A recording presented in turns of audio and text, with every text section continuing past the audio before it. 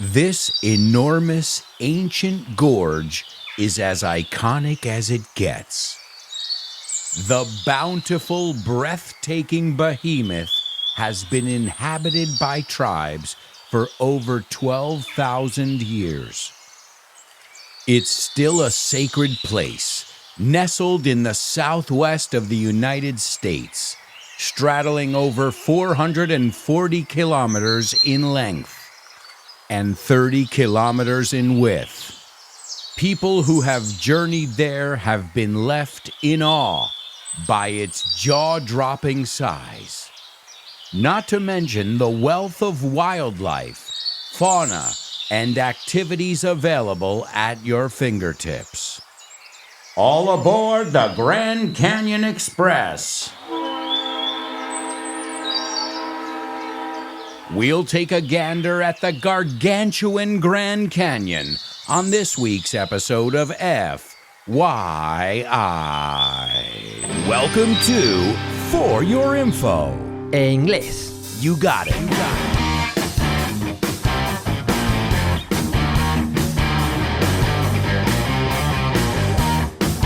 Hello, and welcome to another exciting edition of FYI. For Your English, the topic-based show where you learn about anything and everything. And remember, if you have any suggestions for upcoming episodes, drop me a line. I'm really easy to find on social media, or you can go over to my website, albertoalonso.com. Also, remember, I have a daily radio show on Vaughn Radio. It's called The Show with No Name, and it's on the air live Monday through Friday. That's 10 extra hours of exciting English every week. Just go to wherever you listen to podcasts, wherever you're listening to this podcast, and search for The Show with No Name and my name, Alberto Alonso. Hit follow and start learning and laughing with us every single day. In fact, I'd like to send a shout out to all my Show with No Namers. Many of my Show with No Namers are also FYIers. Well, whether you listen to one or both, thank you so much for tuning in, and let's enjoy today's amazing adventure together. Let's start off with the intro. I started out by saying this enormous ancient gorge. And just be careful with that word ancient. You don't know how many times I've heard students pronounce it ancient. It's not ancient, it's ancient. And what is a gorge? Well, a gorge is a big canyon. You say cañón, garganta, desfiladero, it says here. See, you guys aren't the only ones learning. My Spanish has improved leaps and bounds. And leaps and bounds means tremendously. So I hope the same is happening with you, but the other way around, in English. So pronounce it with me. Ancient. This enormous ancient gorge is as iconic as it gets. And you need to know this structure, as it gets. There's a very famous movie starring Jack Nicholson called As Good as It Gets. Does it ring a bell?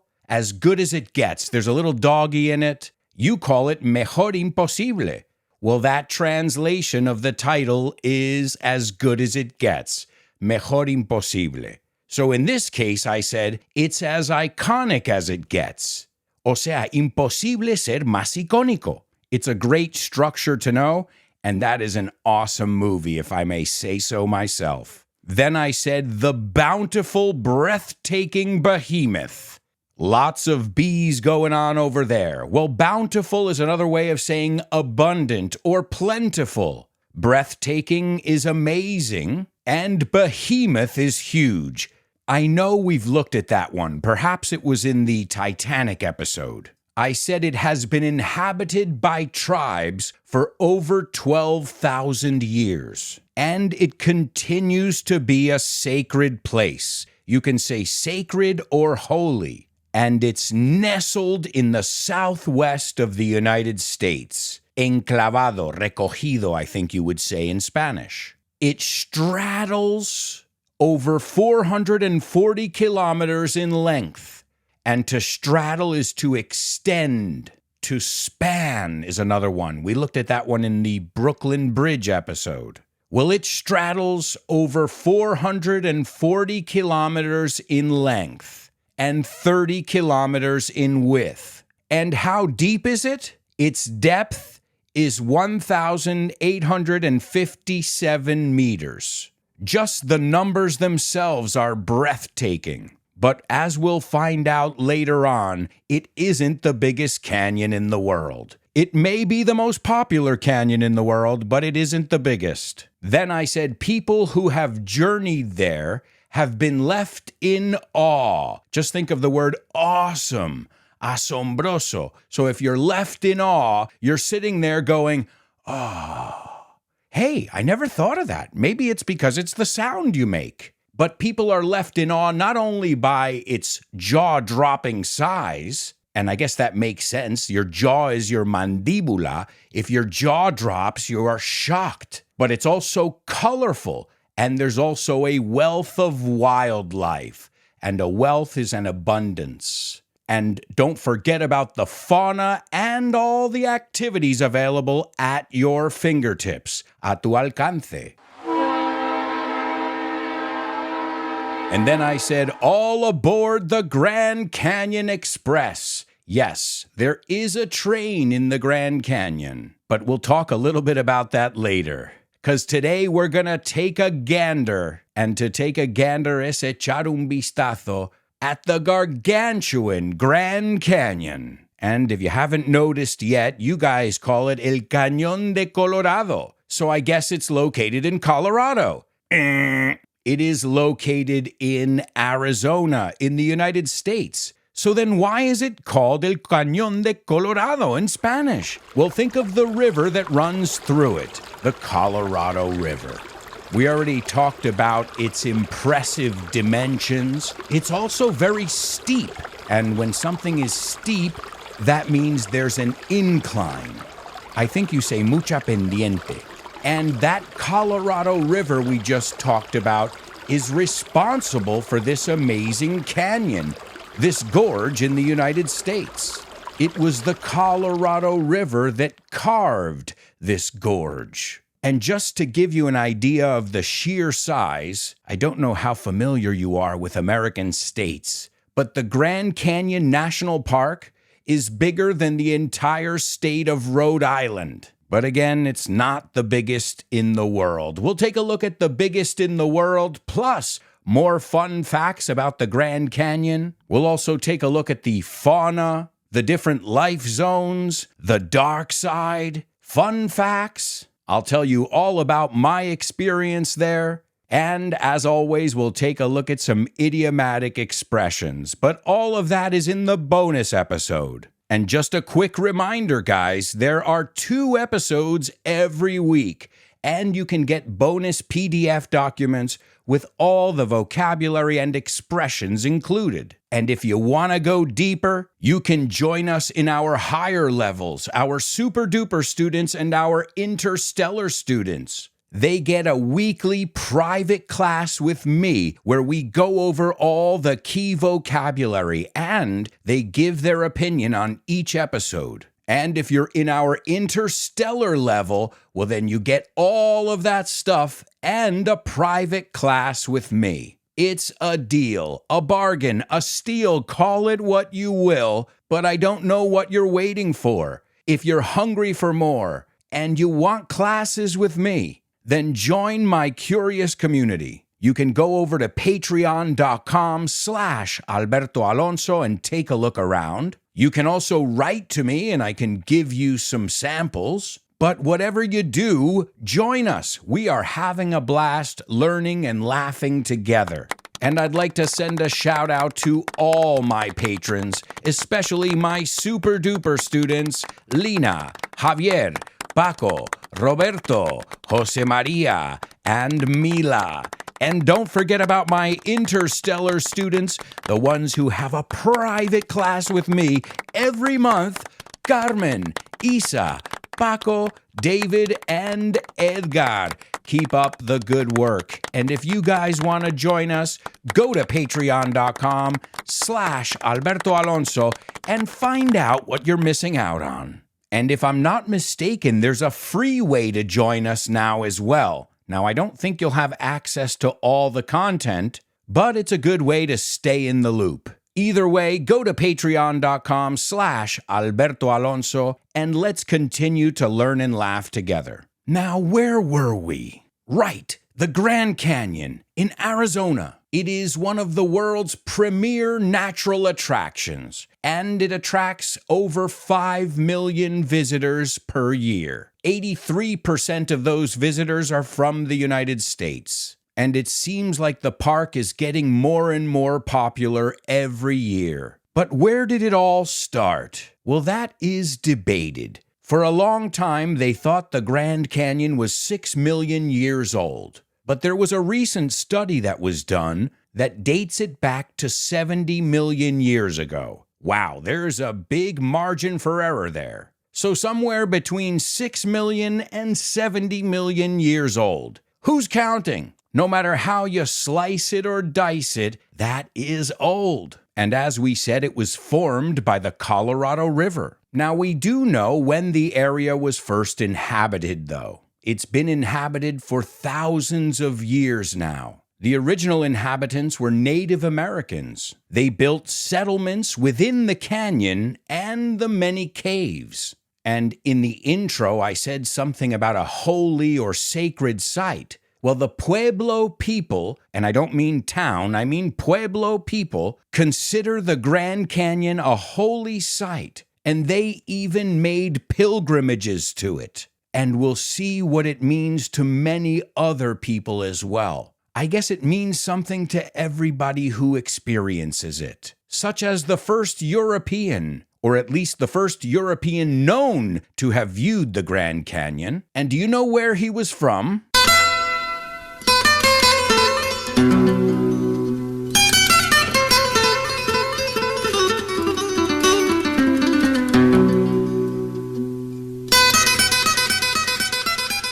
He was from España. That's right, Captain García López de Cárdenas. He arrived in 1540 under the orders of Conquistador Francisco Vázquez de Coronado, and he was tasked to search for the fabled 7 cities of Cibola. Well, he didn't find the 7 cities of Cibola, but they did come across the Grand Canyon. And in their report, they noted that some of the rocks in the Grand Canyon were, quote-unquote, bigger than the Great Tower of Seville, La Giralda. They were led by the Hopi people, the Hopi Indians who lived there. But many reports say that the Hopi people were reluctant to lead them down to the river. But they were the first ones to get a glimpse at its glory. And interestingly enough, no Europeans visited the canyon again for more than 200 years. The next European to reach the canyon, supposedly, was a guy named James Ohio Patty. He was with a group of American trappers and mountain men, and it's reported that they were in the canyon in 1826. So think about that. 1540 to 1826, no European had set foot on this amazing treasure. Somebody who was an advocate for it was American President Theodore Roosevelt. He was vital in the preservation of the Grand Canyon area, and he visited it on numerous occasions to hunt and just to take in the scenery. And in 1903, Teddy Roosevelt was at the Grand Canyon. And as I said, he was a hunter and an avid outdoorsman. And he was inspired when he was there to establish the Grand Canyon Game Preserve. Now, game in this case has to do with hunting. It's not like game in sports. And this was on November 28th, 1906. This was the first effort to try and conserve this area. And what they did was they eradicated the wolves, eagles, mountain lions, and other predators. And it was not easy to get this turned into a U.S. national monument or a U.S. national park. So let's go in order so I don't get lost. Roosevelt, with some of the members of his conservation group, an association called the Boone and Crockett Club, helped form the National Parks Association. Now, this association lobbied for what was called the Antiquities Act of 1906. And this was really important because this would give the president the power to create national monuments. Now, once that act was passed, Roosevelt immediately added the adjacent national forest lands, and he redesignated the area as a U.S. national monument. That was on January 11th, 1908. That was 5 years after that visit there. And there were many opponents from industry such as miners. They blocked the efforts to reclassify the monument as a national park for 11 years. They didn't want anybody cutting in on their action. And finally, after a bitter battle, Grand Canyon National Park was established as the 17th U.S. National Park by an act of Congress, and it was signed into law by President Woodrow Wilson on February 25th, 1919. And I want to go back to that mining thing I was talking about there. Mining is a major problem. It's not a minor problem. Minor, pequeño, minor, minero. Okay, I'll stop. Well, yes, mining seems to be a problem because between the years 2003 and 2011, over 2,200 mining claims had been requested adjacent to the canyon, including claims for uranium mines. Now, the critics of uranium mining are concerned that uranium will leach into the water table or to seep into the water table, and that would therefore contaminate the Colorado River. And the Colorado River supplies drinking water for up to 18 million Americans. So it's always that battle between preserving nature and turning it into a factory. I know which one I'm voting for. Let's talk a little bit about the weather and ecosystem. The canyon's ecosystem was permanently changed after the construction of the Glen Canyon Dam. This was in 1963, and a dam is something that holds back water. What happened was the average flood levels dropped from 85,000 to 8,000 cubic feet per second. So sure, with the absence of natural flooding, sandbars and beaches started to erode, and invasive species began to displace the native species. So that really threw off the ecosystem. And there was something fishy going on. Fishy means sospechoso. But also, I'm going to tell you something that has to do with fish now. All right, I'm just trying to be funny again. Well, the Colorado River is a uniquely difficult habitat for fish. There's heavy silt, frequent floods, and temperatures ranging from extreme heat in the summer to sub-freezing in the winter. And as a result, only 8 fish species are native to the Grand Canyon. The cool thing is, 6 of those are only found in the Colorado River. But it isn't the ideal place for fish. But don't worry, there's tons of other fauna, and we're going to take a look at that in a little bit. Let's talk a little bit about the temperatures first. Temperatures can vary wildly throughout the year. So you can expect summer highs within the inner gorge to be around 38 degrees. That's Celsius. That's 100 degrees Fahrenheit. And winter minimums sometimes fall below 18 degrees Celsius. So 38 degrees to 18 degrees below zero. That is quite a range. And visitors are often caught off guard by these potentially extreme conditions. The canyon's rims have a very high altitude, which can lead to very unpleasant side effects. Side effects such as dehydration, sunburn, and hypothermia. And what is that rim thing I was talking about? Well, the rim is the edge, and there are two rims. You have the north rim, where temperatures are generally lower, and the south rim, where obviously they're higher. Heavy rains are common on both rims, on the north and the south rim, during the summer months. And I remember when I visited, we were told to go the south rim, because in the winter months there are road closures and it's impossible to get through the north rim. And if you make a mistake and go to the wrong rim, it's about 320 kilometers away from the other rim. It takes about 4 hours by car. So make sure you go to the right rim. Obviously, it depends on the season. And we're going to look at some top tips in the bonus episode as well. Plus, I'll tell you more about my experiences. Let's look at some amazing activities you can do in and around the Grand Canyon. Now, obviously, you can just go there and sightsee. You don't even have to get out of your car. You can drive around and just take it in from your car, playing some classical music or what have you. Now, that's not the best way to see it, but it is one way that you can see it. But other activities include rafting, hiking, running, and helicopter tours, which are extremely popular. Then there's the Grand Canyon Ultra Marathon. This is for my hardcore students. I dedicate this one to Born to Ironman. I'm sure he would love to do this. It's a 126-kilometer race that's over 24 hours long. It sounds hardcore.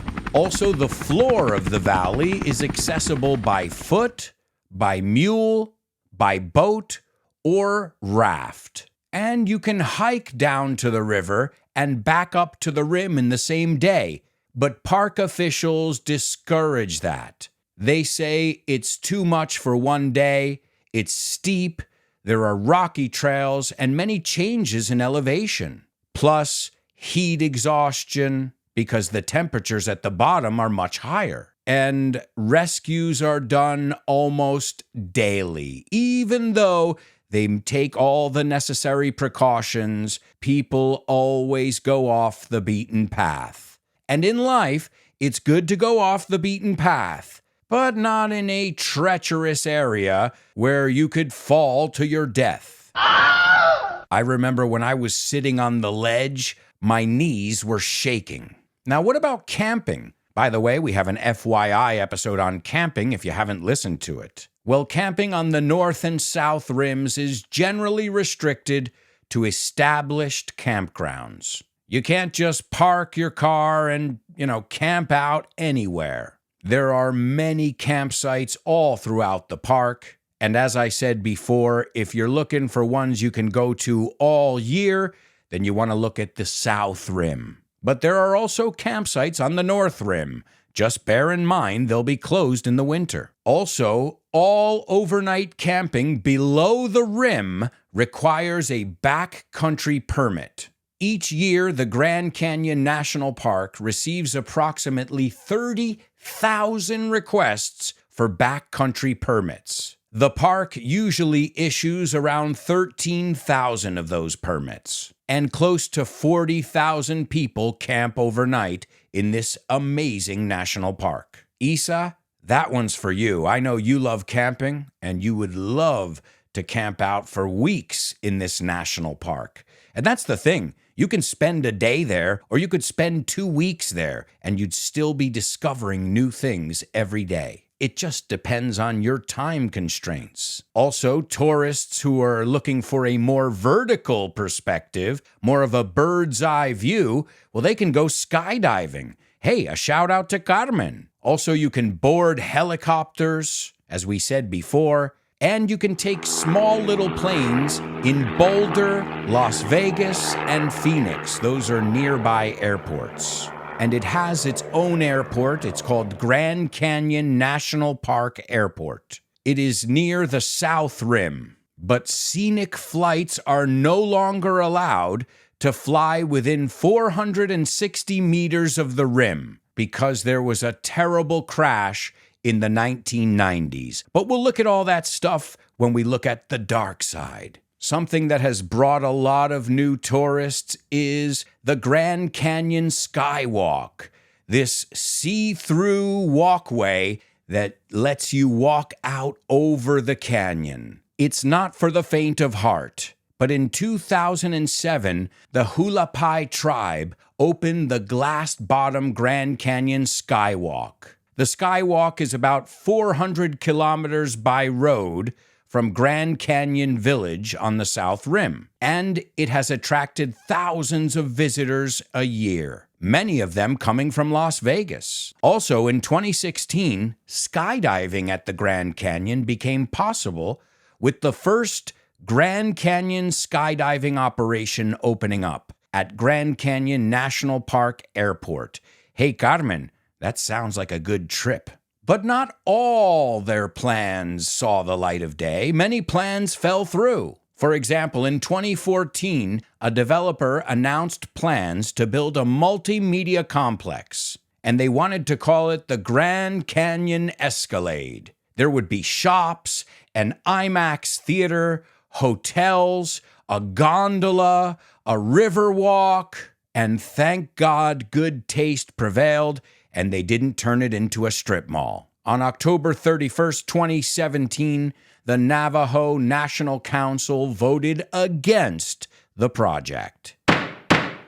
And whether you visited the Grand Canyon or not, every time you go back, there's more to see. It's constantly changing. Just think of the shape. It's ever-changing. In fact, it's never stopped changing. And it continues to be shaped by the Colorado River, the wind and the rain, and all the elements. Now, you might not be able to see those little changes. You've got one of the most amazing national parks in the world. We're going to wrap up here with a little quote. A quote by Edward Morgan Forster. He was an English author, best known for his novels A Room with a View, Howard's End, and A Passage to India. And this is a nature-based quote. He said, "What is the good of your stars and trees, your sunrise and the wind, if they do not enter into our daily lives?" I hope you guys have enjoyed this part of our adventure, and I hope you'll join us in the bonus episode of today's FYI.